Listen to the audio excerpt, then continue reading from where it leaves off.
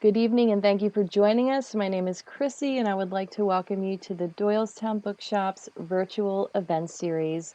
I am very happy to welcome Kerri, Maher, and Brenda Janowitz as they discuss their books, The Girl in the White Gloves and The Grace Kelly Dress with us tonight. I'd like to begin with a little housekeeping. Kerri and Brenda will be in conversation. Product placement. Exactly. They will be in conversation for about a half hour. Following that, I'll be moderating the question and answer portion of the event. If you would like to submit a question, please click on Ask a Question at the bottom of your screen. If you're watching on a phone or a tablet, please click the icon that has a question mark in it and submit your questions there. If you would like to purchase the author's books from the Doylestown Bookshop, click the button on your screen that says Buy the Book. We have curbside pickup available at both of our locations, or we can ship the book to you. Lastly, I've had a few questions during past events from viewers who are accustomed to Zoom events. So to avoid any confusion, only our guest authors will be able to participate through video and audio with us. You may interact with us through the chat box on your screen or through the Q&A. Now, a little bit about our authors.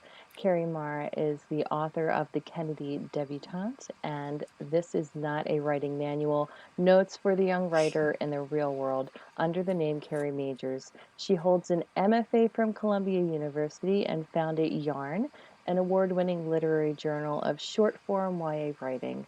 A writing professor for many years, she now writes full-time and lives with her daughter and dog in the leafy suburb of West Boston, Massachusetts.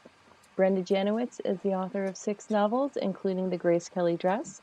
Her work has also appeared in the New York Times, The Washington Post, Redbook, Bustle, The Forward, The New York Post, Publishers Weekly, and many, many more. She is also the former books correspondent for Pop Sugar. Hello, ladies, and welcome. Hi. Thanks Hello. for joining us tonight. I'm so excited to learn more about Grace Kelly. We're so thrilled to be here. Thank you so much for Yes. having us. And Thank you thanks to Welcome. for all of having you us. for attending. Exactly. I think Exactly. I'm used to Zoom because I'm like looking down. I'm like, who's here? I know, right? I know. I'm used to like the large Brady Bunch panoply of like faces on the I love Zoom, it. but Yes. it's nice to see you again because I we got to know. do a very small number of live in-person events back about a year ago, and so it's I nice know. to see you again. Likewise, we had so much fun talking about everything from Grace Kelly to life to just it sort of was everywhere and everything. So yeah, I'm really Yes. happy to see you also. To get back into the Grace Kelly state of mind though, I had a little Yes. movie marathon this weekend and I Ooh, watched which my one? favorites. So if let now tell me if I'm right or wrong. I think your favorite Grace Kelly movie is High Society. Is that right? Is I High do Society your love High favorite? Society, but probably Okay. my favorite is Rear Window because it's the one I've seen the Ah, most number of times, and right. I might occasionally reach down here, everybody, and pet the aforementioned dog who's in here with me. Um, but so yeah, so this was actually part of what drew me to Grace Kelly is the fact that my mother is this big Alfred Hitchcock fan, and so I was raised on fantastic mid-century Alfred Hitchcock movies, and she loved Rear Window and To Catch a Thief. So Mhm. I love Rear Window, and that dress she first appears in, the black, the ballet neck That with the dress. big white, poofy dress is just the absolute definition of 50s It's glamour. just it's just the best. So I did a It is. total movie marathon. I Yeah, watched so Rear tell me which ones are Window. your favorite. Well, my absolute favorite is To Catch a Thief. First of all, Cary Grant. I mean, Cary Grant. But talk about outfits. I mean, it's interesting. The fireworks scene when she's wearing that white dress and she's wearing the diamonds. I made Yes. my husband watch it this weekend and I said to him, I said, oh my God, the white dress. And he's like, that looks like a wedding dress. And he was like obsessed with the fact that she looked like she was wearing a wedding dress in the scene. But I think, that was just one of the things they put her in. She was always in these dreamy dresses, but she did wear a lot of white. One of her best outfits in the not the Philadelphia story, High Society, sorry, High Society, is right? right is that white cover up. in the swimsuit scene. Oh, yes. It's yes, so yes. dreamy, and it has a little tie at the waist. So I think, you know, having her in white is a thing. But then I had to warn him, because then when they do the costume party at the end, I was like, I'm gonna freak out when the gold dress comes on. I'm just warning you now. And he was like, I don't care about the dress. I don't. And I'm like, you need to care about the dress. I have a lot to say about the gold dress. And Well, yeah, so. yes. I mean, so but let's talk about the Grace Kelly dress for a second. That's actually a great segue. So you had to do quite a lot of research on Grace Kelly's wedding dress in order to write this book. And I learned Yes. so much about her. That was not something that I did a lot of research on to write my book. Right. So I learned so much. So why don't you tell everyone a little bit about what you learned about her dress that you wound up integrating into the book? I mean, so much. You know, I'd always been obsessed with Grace Kelly's wedding gown ever since I first laid eyes on it when I was a little girl. I just thought it was like the ultimate wedding dress. And the dress I ended up wearing down the aisle, which I have a picture of here, is sort of like, it like pays homage to her dress. It has the does bodice. It has the nipped in waist, and you can't see in this picture, but it had a little ribbon around the waist. Thank you. It had a little ribbon around the waist, which is reminiscent of the cummerbund. Actually, I have this picture, the cummerbund on Grace's dress. So, you know, I was always obsessed with this wedding dress, and I guess that's why I eventually wrote a book about it. So, but when I started researching, the first thing that surprised me, I just assumed Edith Head had designed her wedding dress, because I feel like a lot of her movies and a lot of her style is associated with Edith Head. So I was shocked to find out that Helen Rose actually designed it, because she was still under contract with MGM. So that was like the first thing where I was like, oh, wait, I don't know this as well as I think I do. And I realized I had so much research ahead of me. And you've written historical fiction before, but I hadn't, and I've never really written a book that required quite this much research before. Sure. So it's kind of surprising to me how much I didn't know. And you do some research, and then it turns out, oh no, now I need so much more. And it's like, okay, now I've read the book about her wedding dress. Now I need to speak to the curator and talk to the person who is actually in charge of her wedding dress. So, but it's so funny you asked me about research, because that was the first thing I was going to ask you about your book. So I recently reread your book, and I'm holding a galley because, as you know, I had you sign 5 million copies, and I gave it to all the teachers as teacher gifts. They loved it, by the way. So I reread my galley. And, you know, I love rereading books, and I know a lot of people don't, but I love to, because I find once you know what the book is, you enjoy it on like a completely different level, because you know what's happening. When I read it the first time, I wasn't sure what parts of her life you were going to cover, and I didn't know how you were going to end the book. Like, I had no idea what you were doing. This time I knew.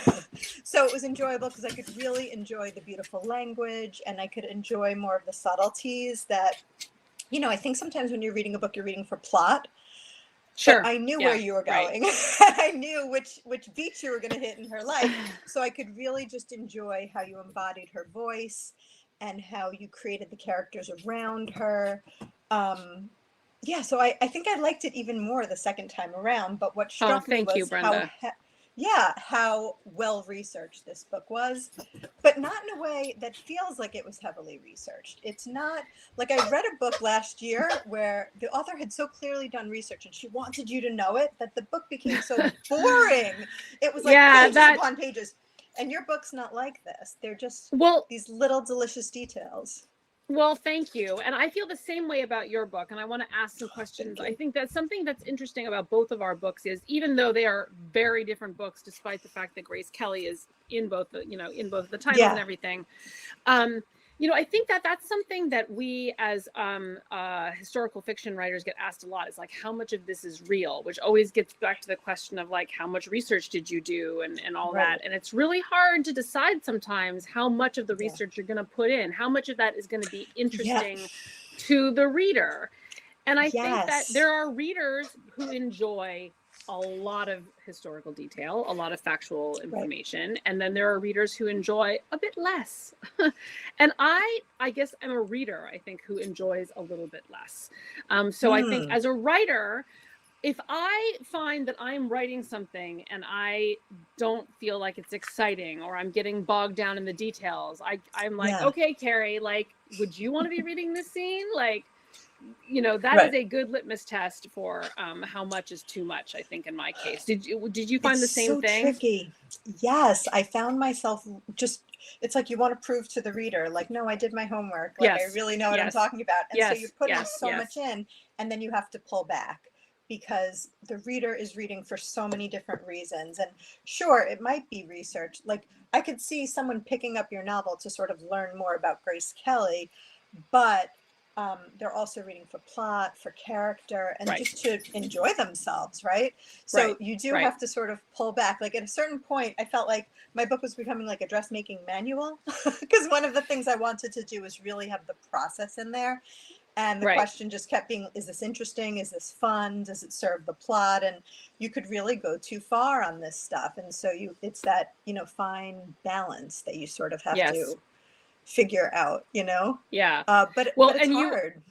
it is hard, and you did Yeah. a great job, and like Thank most you. of the details of the dresses for those people who haven't read it yet, it has a 3 timeline novel with 3 different narrators, and one of them is taking place in the 50s with the dressmaker, and that's the storyline in which you really get the most information about the original dress and the ways Right. in which it's patterned on Grace Kelly's dress. And so that was sort of like a limiting factor, I think, on where you were going to talk about it, because some interesting things happened to the dress in the other two, Yes.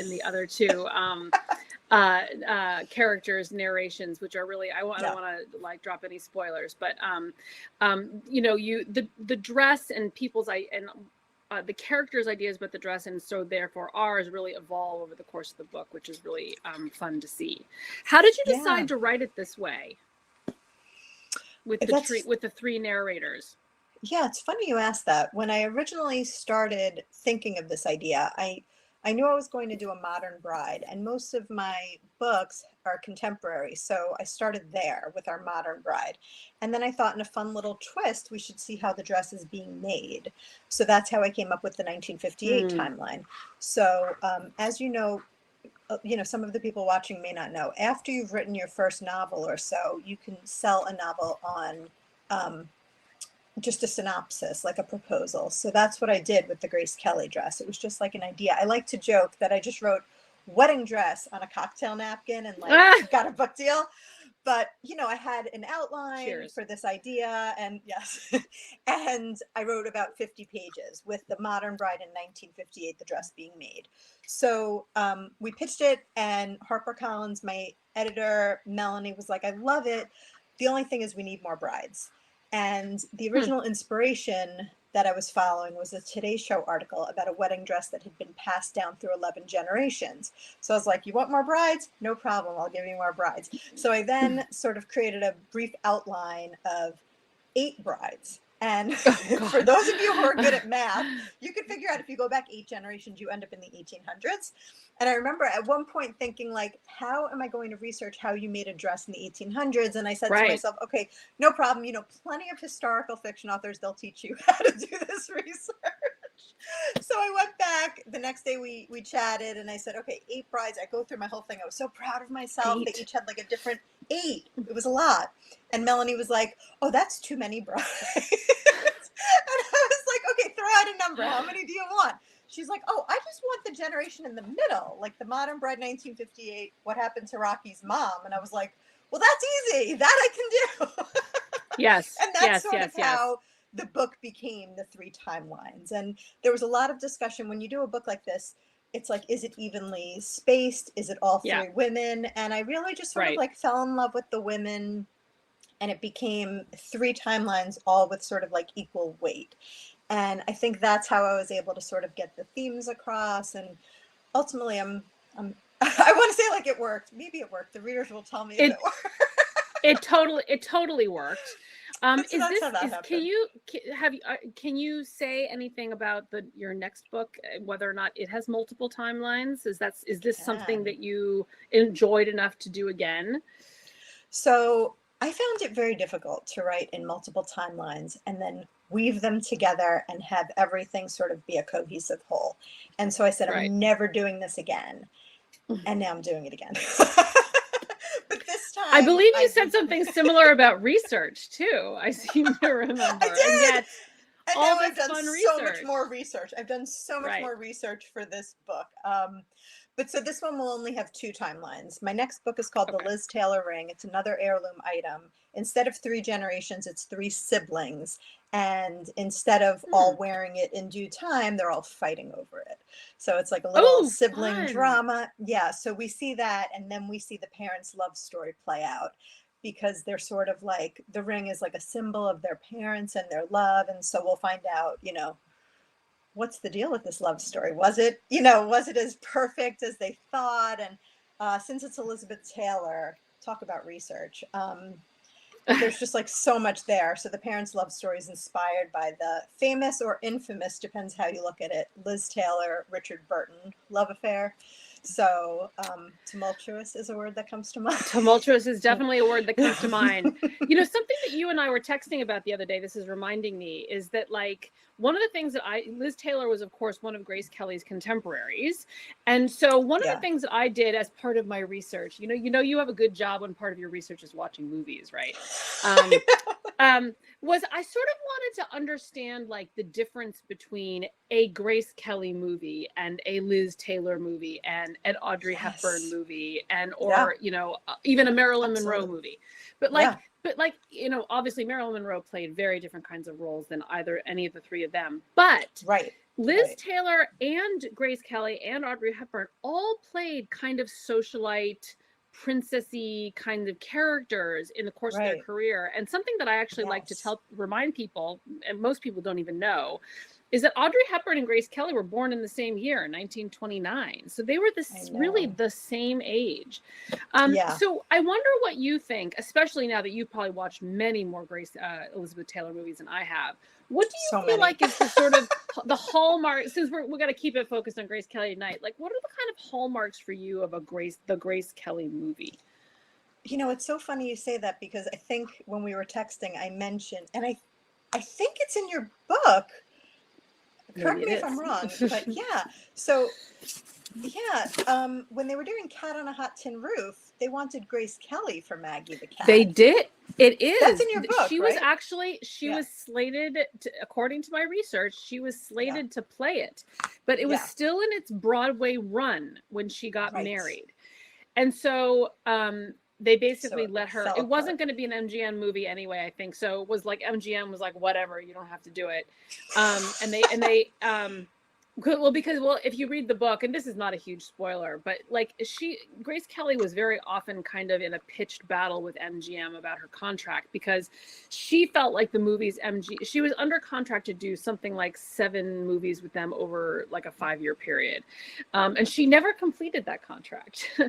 But so the movies that she felt like MGM wanted her to do, she wasn't crazy about those scripts.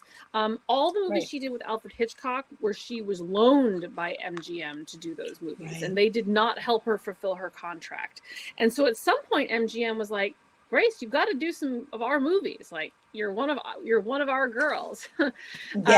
Anyway, so Cat on a Hot Tin Roof was still in its Broadway run when she got married. And they couldn't make the movie until the Broadway run had come to its natural completion. But it was such a popular play, it just went on for a very long time. So Liz Taylor came to play that part.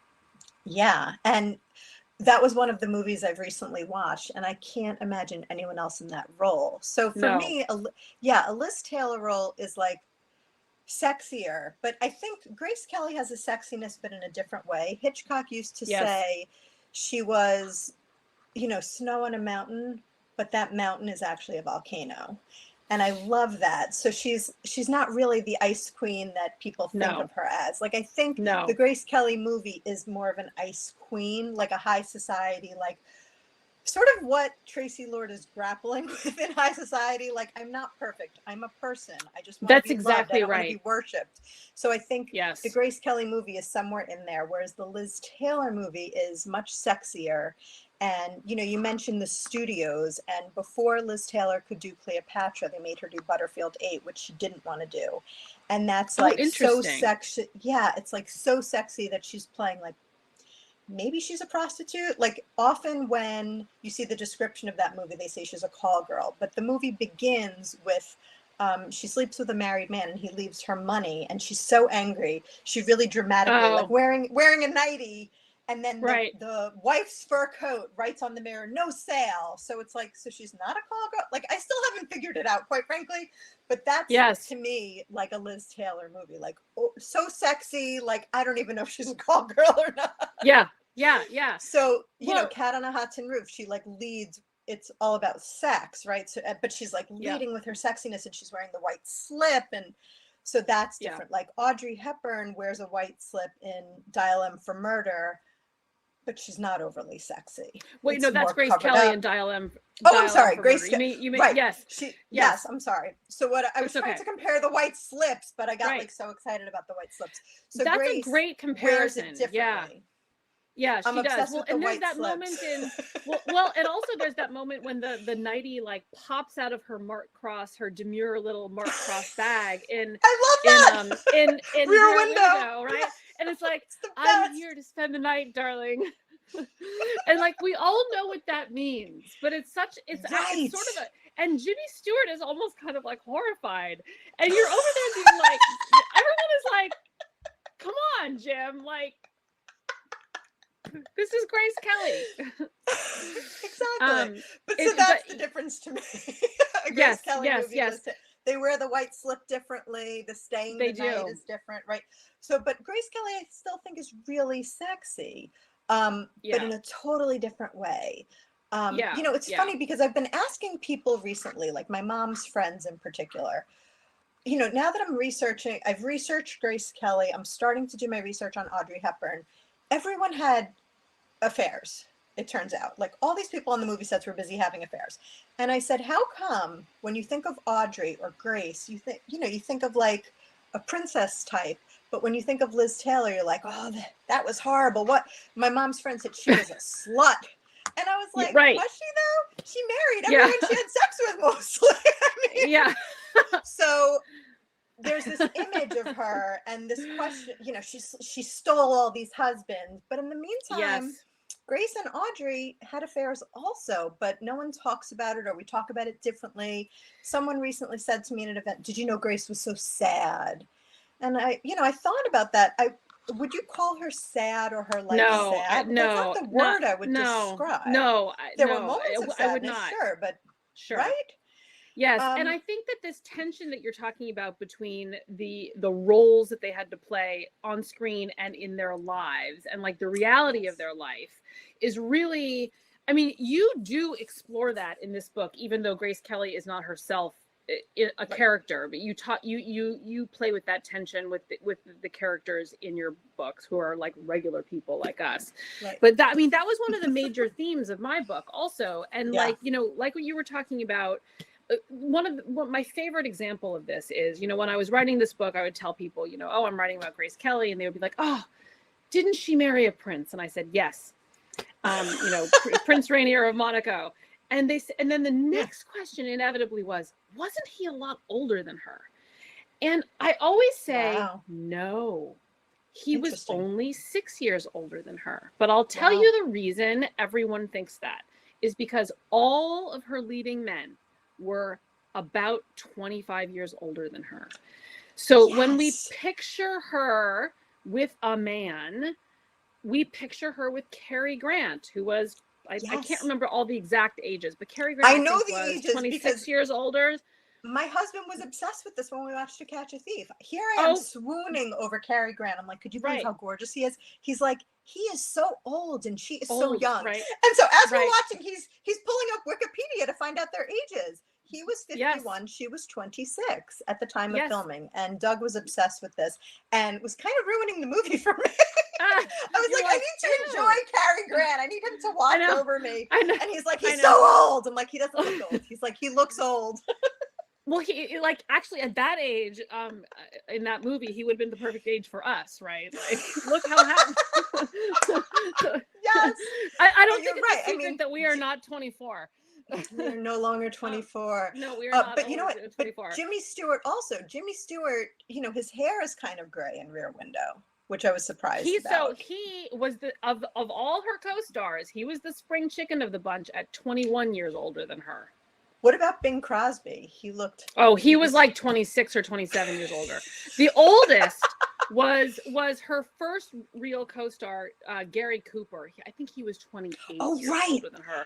And yes. If you read anything now that is written about High Noon, or even that was written closer to the time, the director Fred Zinnemann and Grace Kelly herself and Gary Cooper, they were all aware actually that was really an uncomfortable age difference, but they did they made it work on the screen. Like she is supposed to be younger than him, and that is not a sexy role at all. So it's really like, they are married, but there's no like real suggestion of like their romantic relationship. But that was the biggest age difference.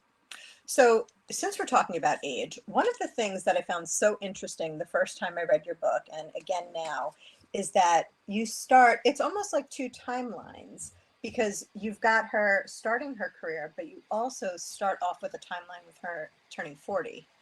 And so I want you to talk a little about that, about how you decided to tell part of her story, like starting us off when she's turning 40. I found that fascinating. Well, thank you. I knew that I wanted to tell it as a dual timeline, with kind of older Grace sections and younger Grace sections. And I knew also that, at least in the beginning of the book, we would get more younger Grace. But I wanted to have, because I knew I knew readers would be just like me, interested in her career as a young actress. Yeah. So, and I really wanted to show, because that becomes important later when she has to give it up, which again, I don't think that's such a huge spoiler. I really wanted people to understand what it meant to her, what acting really meant to her. So I wanted to spend a good amount of time in those younger years. So, but I also wanted readers, especially readers who might not have been, like younger readers who aren't as familiar with Grace Kelly's life just in general. I wanted to give some sense for kind of where her journey had taken her. So I liked the symmetry of opening with her at 40 years old in a older Grace Kelly chapter, and then kind of cutting back to when she's about 20 years old. So, 40 and 20 years old. And eventually the timelines kind of meet, maybe 2/3, 3/4 of the way through. And then the end of the book is more of her as the older Grace Kelly. I had this sense that we needed that the book needed that to balance itself. Yeah. I think it's so well done. It reads so beautifully, especially the second time around. I'm amazed that you can. I wish that I could do that. I am the world's slowest reader.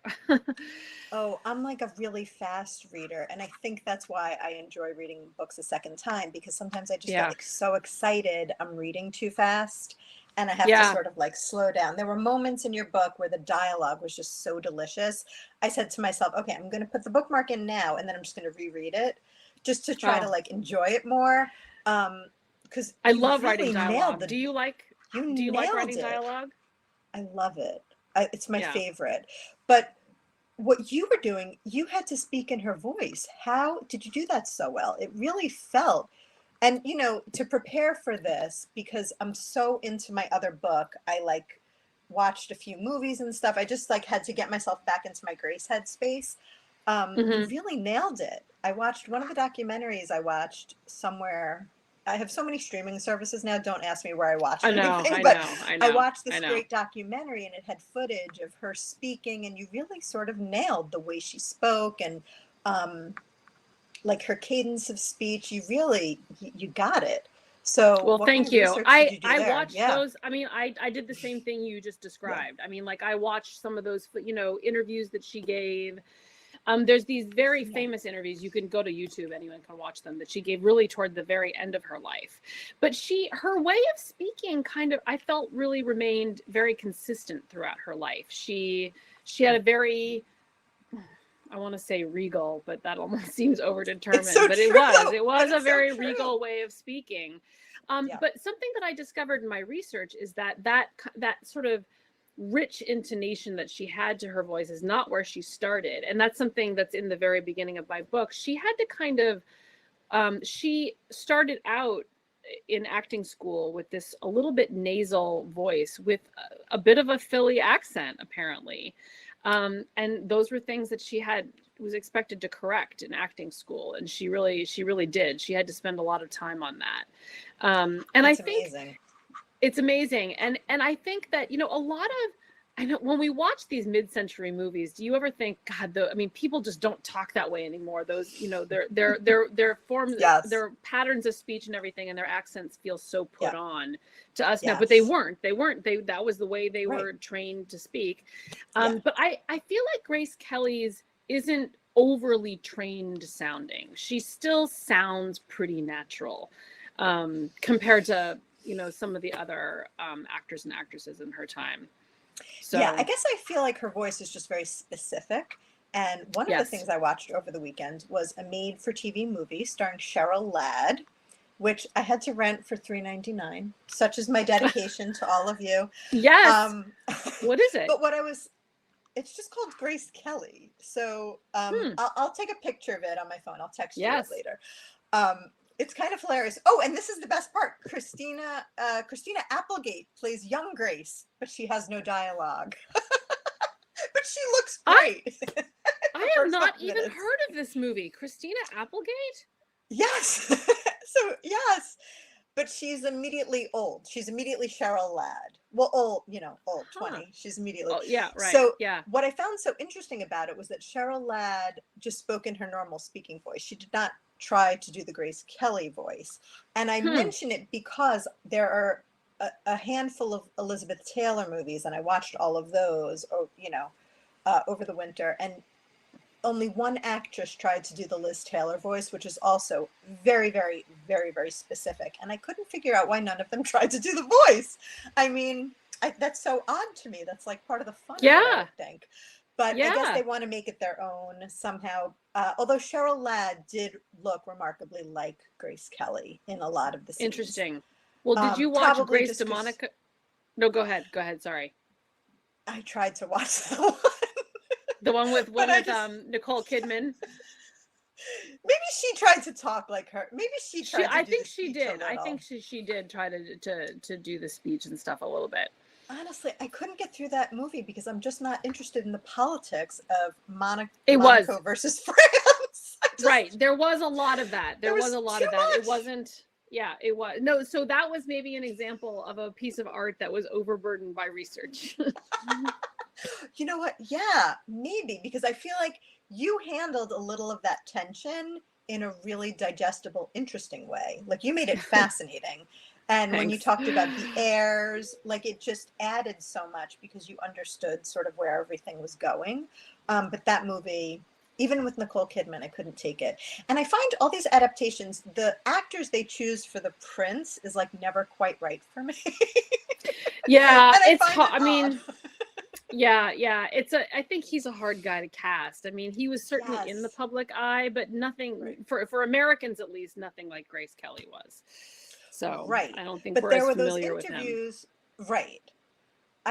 One of the documentaries had those interviews when they first got engaged at Grace Kelly's childhood home. And yes, that's right. It's so interesting that he doesn't speak with an accent.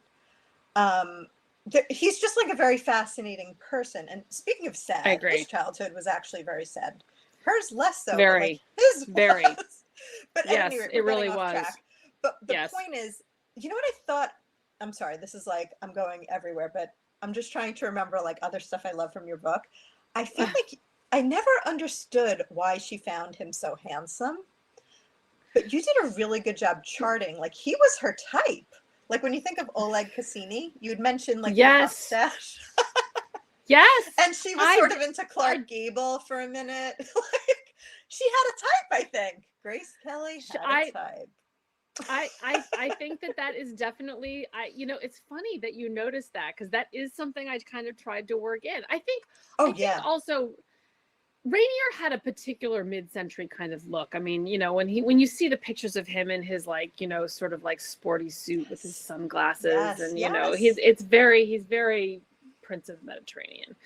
Yes. So I get the appeal, but I do think Oleg Cassini, that was a really interesting relationship for me to learn about, because I certainly didn't realize that she had been involved with him, and for quite a long time. I mean, like close to 2 years they went out. So I mean, it was probably the most important other relationship of her young adult life, and that was very interesting to research, and then to realize that Oleg goes on to dress Jackie Kennedy. I know. Yeah. Crazy, right? So I know. I'm looking at the time. I don't know whether or not they have some questions for us to, if they don't, We should. I mean, you and I can keep gabbing away. Yeah. Yes, as we mentioned earlier, we could talk all night. There are a few questions. I know. I kind of just want to keep watching too. It's so interesting. It's so interesting. Oh my goodness. We have too much we'll fun keep talking, together. but we'll answer the questions while we do it. Yes. Okay. One isn't really a question. It's from Kitsy. It's just, hi, Kerri and Brenda. Oh, From Kitsy, if you know Hi. Kitsy. She's my mom. Oh, Oh my that's God, really hi. dear. Your daughter's so talented. Well, I have to say, Brenda, she is a huge fan of yours also. She's watched several of our Zooms and has read your book and loves it and everything. So. Well, my mom adores your book also, so much so. I'll reveal this now because it's a year later. When your book came out and I told her I was touring with you, she was like, I really enjoyed that book. I'm like, not more than mine, right? She was like, no, like she definitely did. She was like, it was very upsetting. I was like, so right before I met you, I was like, all right, we'll meet this Kerri. My mom loved your book so much. But as I was rereading it, I was like, no, I get it. It's just so good. But yeah, so my mom says hi. I don't think she's here tonight though, but she would say hi. Tell her hi back. Oh my goodness. All right. So we'll continue with Kitsy. She said she loved both books. This is for both, how did you decide to make the modern girl less excited about the dress?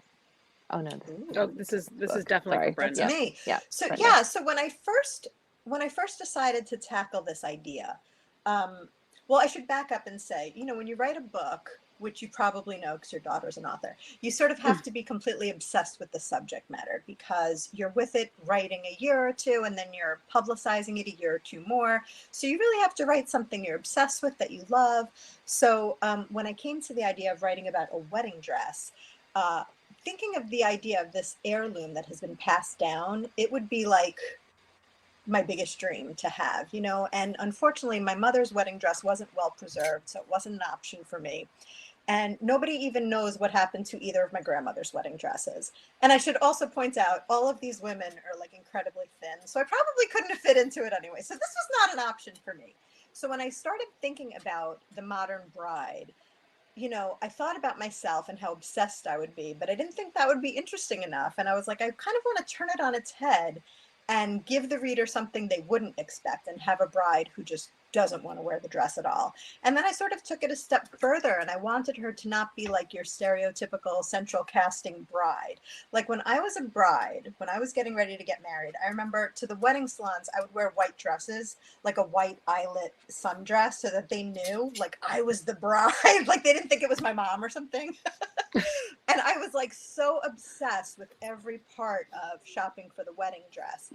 And I just wanted to mix it up and do something totally different. And especially since I was doing 3 timelines, like the seamstress would be really into the dress.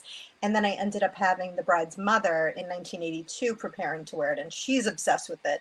And I wanted to really give the reader 3 very different stories. So I didn't think it would be interesting to have 3 women who are like completely obsessed with the dress like I would be. But I have to make this very clear. If I had had a dress like that, I would be obsessed. And now the irony is I have 2 sons, so no one's going to wear my wedding dress. But I have my book, so there's that. Exactly. Okay. This one is for both of you. Sorry about that. And we'll start with having Kerri answer. How long does most research take when you're writing a book? How long does it take to research for that? To do research for that? That is a great question. And I'm sorry to say that it kind of depends a little bit on the book. At times when, my first historical novel, I wasn't writing it on a deadline. I had a lot more time. I spent, I don't know, 6 to 9 months researching before I really started writing in earnest. With Grace Kelly, I would say I spent, um, I don't know, a solid 3, maybe close. And then I started writing, and I continued to do a little bit more research as I was writing. And there's always what I'll just call small research when I'm writing.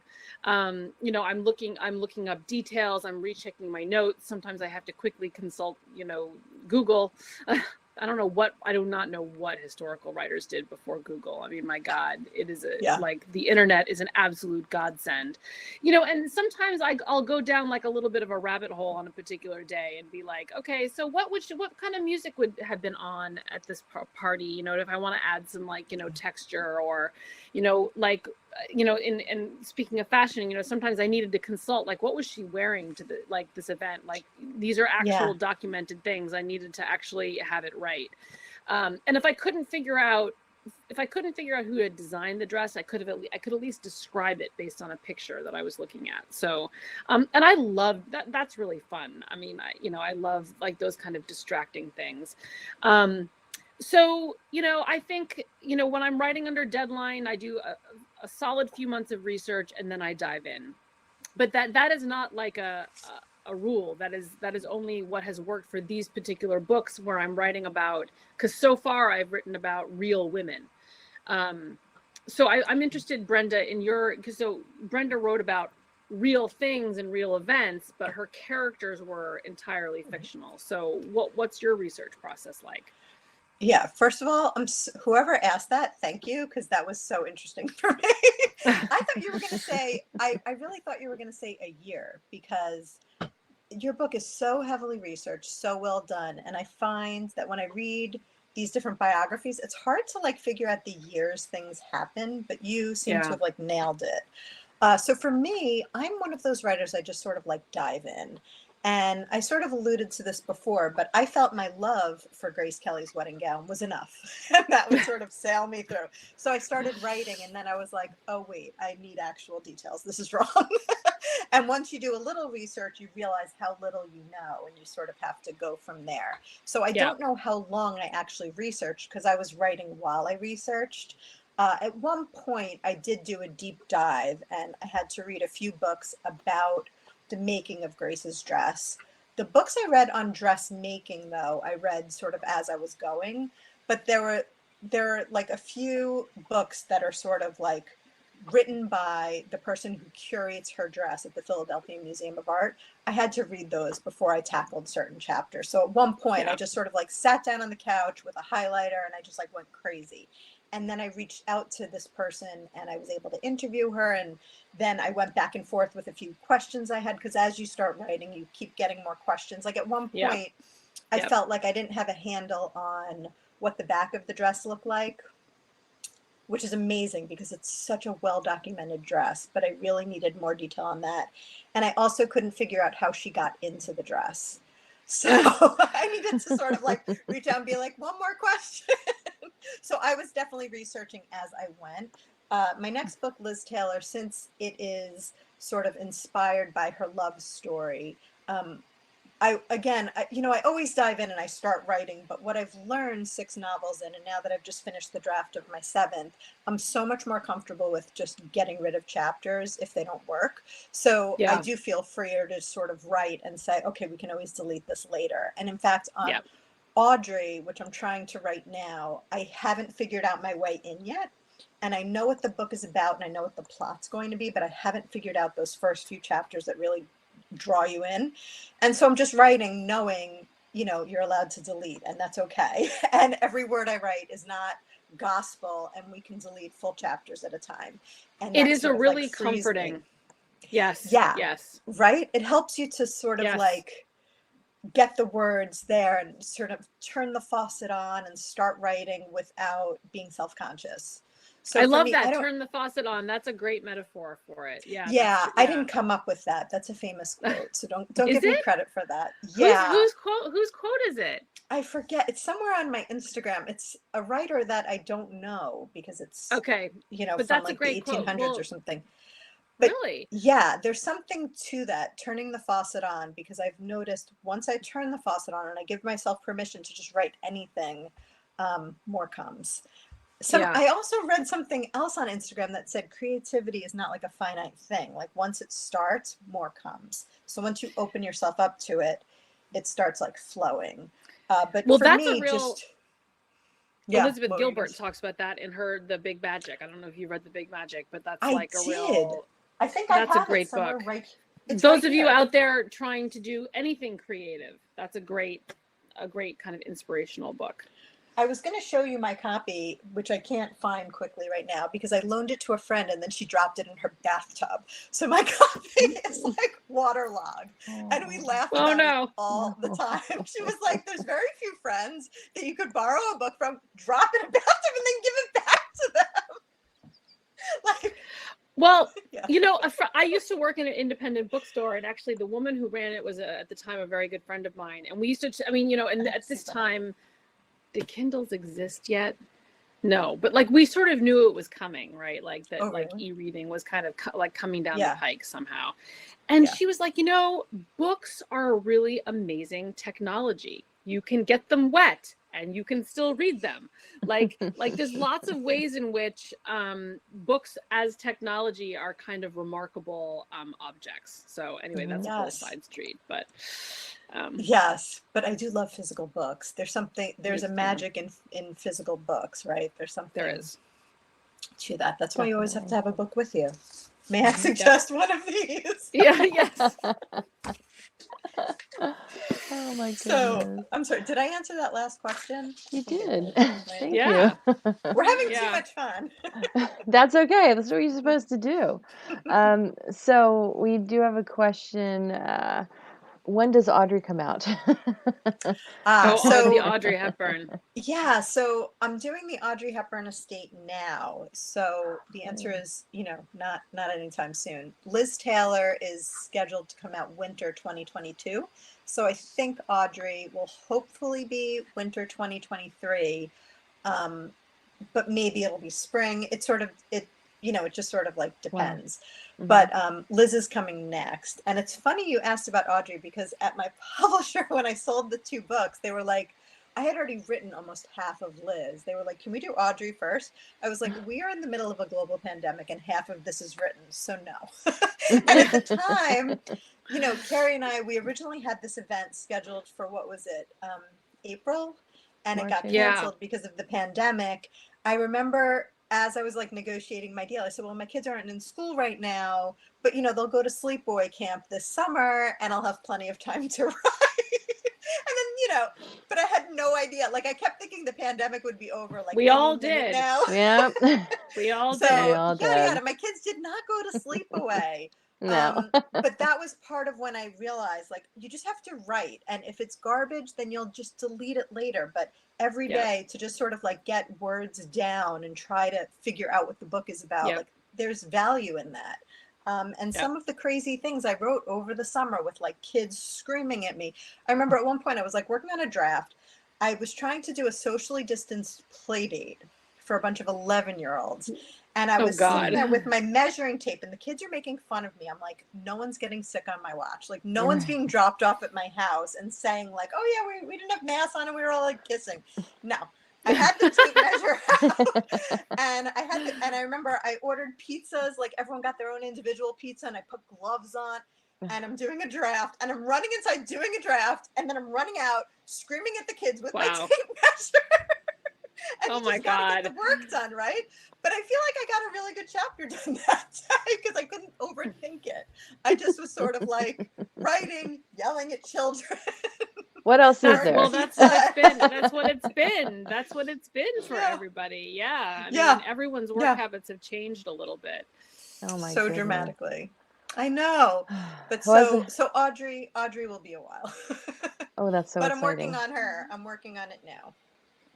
As a final question, I'm curious, when did you both become um, enamored with Grace Kelly? Maybe enamored's not the right word, but No, Oh, no, I think enamours. it's a good I word. mean, It's a good word. obsessed. Do you want to start or should I? Well, I'll start. And I gave a little hint earlier, which is like, hi mom. My mom was an Alfred Hitchcock fan, and so I grew up certainly with Rear Window and To Catch a Thief. I know that I definitely, which I rewatched when I started researching this book, and I know that I had seen Dial M for Murder, although I cannot tell you the first time I had seen that. And actually watching that again was sort of like watching it fresh because I couldn't remember when I had seen it before. And that one was a real eye-opening way of seeing Grace Kelly, as was High Society, which was her very last movie. And actually, fun fact for everybody, the diamond ring she is wearing in High Society is her engagement ring to Prince Rainier. So that giant rock that she's got on her hand is her actual real live engagement ring. And so, I was aware of her as an actress who kind of made this small handful of very well-known movies in the 50s, but not anything later. And that sort of presented a question to me. I was like, well, why didn't she make more movies? I also knew that she was this American woman who went and married a prince in Europe and lived the rest of her life in Europe. And that also got me asking some questions, like what was that have been like? And so this is sort of when I realized my novelist brain has kicked in, and these are very interesting questions to try and answer. And as soon as I started pulling the thread with a little bit of research, she just got more and more interesting with everything that I learned about her. And it wasn't hard to convince my publisher. So this was a book that I did write under contract. So it wasn't hard to convince my publisher that she should be the subject of my second historical novel. So I feel very lucky that all the stars all aligned for that. So Brenda. I love that. Well, I have two questions for you. First, what's your favorite Hitchcock film? Do you have a favorite? I have to say, I am not as one of my favorite Hitchcock films is not even a Hitchcock film. It's like known as like the Hitchcock film that Hitchcock never made, which is Charade with Cary Grant and Audrey Hepburn. Oh my God, I love that movie so much. Looks like it walks like a duck, talks like a duck, but it is not a duck. Yes. But I love Rear Window. I mean, I've seen The Birds. Yeah. I'm from California, so that's like a real and I've seen, it's shot in San Francisco, but and I've seen Vertigo and that's my of course favorite. Vertigo is your favorite? Yes, although like I wish it weren't Kim Novak and it were Grace Kelly, but so many Hitchcock blondes. And then of course, and then Psycho, of course, which is the classic. Yeah, the classic. Although it's funny, even though it's a major plot point in the book, I've never seen Marnie. Anyway, I'm gonna leave it there. Wait, that's funny. I've never seen that either. We need to watch it. Maybe we'll have a watch party. Yes, we should. A Marnie watch party. Yes, we should do that because I've never seen that. Okay, my next question for you: what are you working on next? Oh, well, I want you to answer this question also that was just asked of both of us, but I am working on the novel that I'm also will be coming out in winter 2022 is about the life of Sylvia Beach, the American woman who opened the famous, sort of original fabulous independent bookstore, Shakespeare and Company in Paris between the wars. And it was the home of all the glamorous writers, Ernest Hemingway, James Joyce, Scott Fitzgerald, Gertrude Stein, they all went there. So amazing. That is the next book. That sounds so good. We have to coordinate our pub dates this time. We are. Yeah. Yeah. So, okay, first I'll just say my favorite Hitchcock movie, Vertigo. I need to rewatch it because rewatching these old movies at this age is such a different experience than watching it as a child. So my love affair with Grace began when I was really young. Back in the day, they used to do these Sunday movies. And I remember I would always watch these old movies with my mom. Me too. Yeah. And I think that's when I really got into Grace Kelly. I really got into Hitchcock. At one point, I was obsessed with Hitchcock movies. But Grace Kelly, similar to what you're saying, like I just always loved her and was fascinated by her.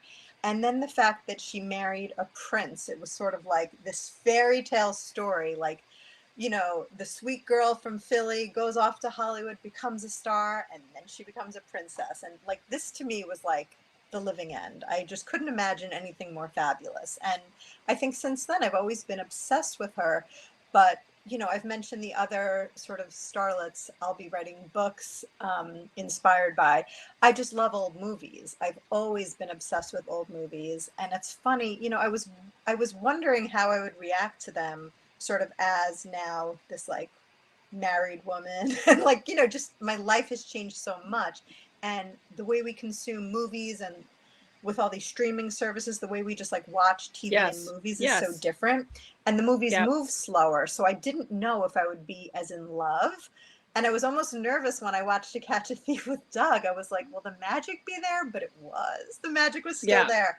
You know, one of the things when we were talking about how these movie stars speak, the dialogue in these movies is so different. It's just so insanely snappy. Like no one answers yes. No one answers yes or no. Everything is like a line. Yeah, and they're like awesome. more like plays in a lot of ways, right? Yes, especially, you know, that's how I felt about Dial M for Murder for sure. And I also felt that way about Rear Window. It felt very much like a play, like a stage play, like it could be a play. And also, well, anyway, I think I'm supposed to be talking about why I'm obsessed with Grace, but I mean, it is these movies, right? It's just this lifelong obsession with these movies. And so I would say watching these movies now as an adult definitely does not disappoint. But the quality of them is so different. And when I was watching Rear Window, I remembered that they did a remake with Shia LaBeouf. I was sort of like interested in the remake. Oh, yes. They did a remake of Dial M for Murder with Gwyneth in the Grace role. And then they did a Rear Window remake, which I actually remember at the time really enjoying. So at one point I might actually watch the remakes to just see what I think. But movies are different now. And so you couldn't make movies like that, right? You couldn't make like a High Society now. Although I think I mentioned this when we were on tour last year. Originally, my book, every chapter started with a movie quote. And each protagonist had her own movie. That's right. Yep. Right. So in 1982, for Joni, her movie was High Society. And for Rocky in 2020, her movie was Dial M for Murder. So first I reached out to the Dial M for Murder people. And they were, oh no, it was Rear Window. I'm sorry, Rear Window. And it was, first of all, it was so hard to figure out what studio owned rights to it. I had to rely on my librarian friends to help me. So the Rear Window people were sort of like, no problem, just pay like a lot of money per quote. And for those of you who have read my book, I write incredibly short chapters. So there's a lot of chapters. So I was sort of like, oh my God, this is going to be so expensive. And then I have some High Noon quotes. I think I reached out to anyway, finally I get to the High Society people, which were so hard to track down. Oh, and the Rear Window people said, we'll go favored nations with High Society. Whatever they tell you, you have to pay. We'll do the same. If it's more or less, that's what we'll do. I was like, great. So in my mind, I'm like a hopeless optimistic. So I was like, oh, this is great. High Society is going to tell me you can have it for free. And I'll get all these movie quotes for free. So yeah, and my editor in the meantime is like, you're delusional. Just take them out. I'm like, no. She's like, this is going to waste your time. Don't do it. And I'm like, no, we're fine. She said, most of these people, they won't even write back to you to tell you how much they're worth. And all these people were writing back to me so fast. I was like, see, that's so magic. Interesting. Easy. That's so easy. Interesting. Yeah. I think because my librarian buddies found the right contact each time. Like I didn't go through a lot of steps. Like I wrote to the person each time. Yeah. And they were so kind. And I think it was also, you know, I don't know. They were wonderful. But anyway, the High Society people write back and they're like, you can't have the rights to these. And I was like, no, how much? And they were like, no, you can't have them. And so I was convinced so needless to say, I had to take all the quotes out. It broke my heart. I was convinced that the book would be like a total failure without these movie quotes. But alas.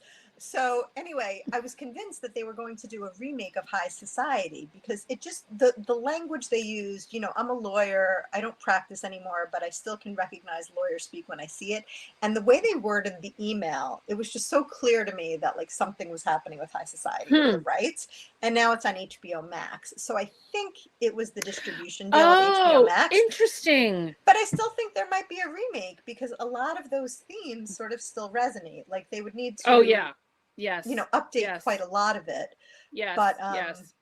I don't know. I think it's I wonder so if it would be a musical again. Because for those of you who might not know, High Society is actually based on Philadelphia Story, which is why I said that. Right. I know. I knew that, but not everyone did. Which had Cary Grant, Jimmy Stewart, and Katharine Hepburn. Which I also watched as part of my research because I was like, because you know Grace Kelly gets a lot of flack for playing the role that people feel like you know was owned by Katharine Hepburn, but personally I think Grace did a great job. And but they made High Society a musical, so they did differentiate it. So it's maybe it could be like A Star Is Born, like it could be done again and again. Maybe. I totally agree. Who would we cast in it though? Like who is the heir apparent to Grace Kelly? Like I don't even know. I guess it depends on how much singing and dancing there's going to be. Well, she only had the one song, right? True Love. That's right. Well, she barely sang. There was a lifelong joke she had with Frank Sinatra, who she was friends with for her whole life, that she had a solid gold single before he did. With singing with Bing Crosby for True Love. Amazing. I love that. Oh That's goodness. so amazing. This has been so much fun. I hate to end it. This has been very informative and just a lot of fun. Oh my goodness. We had fun too. Thank you so much. For everybody watching, if you have not yet read either of these books, please, The Grace Kelly Dress I love it. or The Girl in the White Gloves, click the button on your screen that says buy the books or click the link that I put in the chat box. Thank you both so much for joining us tonight. This really was a lot of fun. Thank you everybody for watching. Thank you for having us. Oh, and really quickly, thanks for having us. Brenda and I are happy to send signed book plates to. Oh yes, the thank you for reminding me of that. If you would like if you want a signed copy of either of our books, we will personalize it to you. You just need to ask the lovely people at the Doylestown Bookshop what you want to say on the book plate, and we will do that. Absolutely. Thank you for reminding me of that. Yes, when you place your order online, in the order comments section, just type in who you'd like the book personalized to, and we'll take care of that for you. Thank you for reminding me. Oh my goodness. No problem. Thanks, guys. Wow. Thank you so much. Everybody. Have a great night. I hope to see you in person, maybe for your next books. That would be fabulous. We'd love that. Okay. All right. Take care. Okay. Thank you. Bye-bye. Bye.